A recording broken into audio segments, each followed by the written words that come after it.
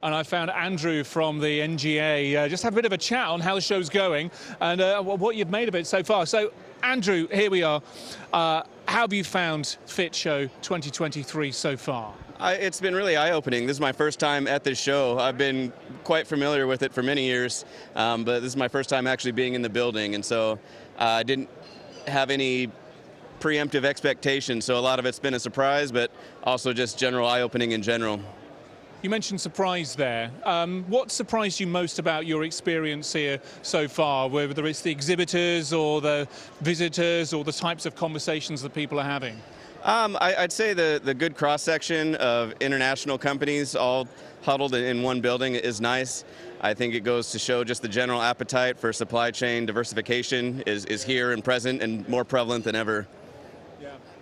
And your remit at the National Glass Association, what are you here to try and achieve? What are you here to try and do or make happen more of? And in which ways is this a good forum to achieve those aims? I'm largely here. I came to support the People in Glazing Society Pigs at their pavilion. I'm quite good friends with them. They've helped support our activities and shows in the States, and so a bit of it was just reciprocation, but also just trying to identify there seems to be interest in a lot of companies that want to do business in North America, and so identifying any opportunities there where we can kind of serve as a conduit there. We've seen the pigs thing. We've seen the noses there, haven't we? And they've been a lot of fun. I'm full of all the ridiculous stuff.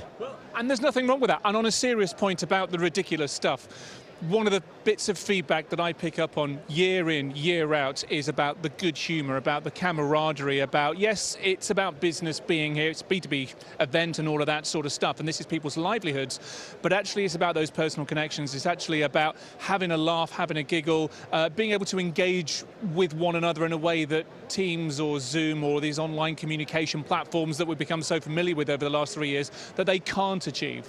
Absolutely. I'm a longtime diehard evangelist of just that community building and that personal component. Yes, we all have to eat, we have to sell and buy, but we can certainly have a good time while we do it, and building that personal relationship, and then inevitably the business follows.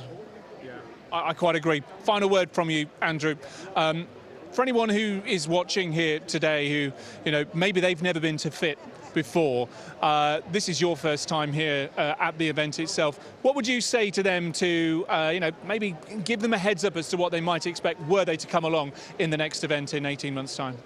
I couldn't recommend it enough. I think it's spending the time. Obviously, it's an investment to take the time to travel or take time away from the office and the inner workings.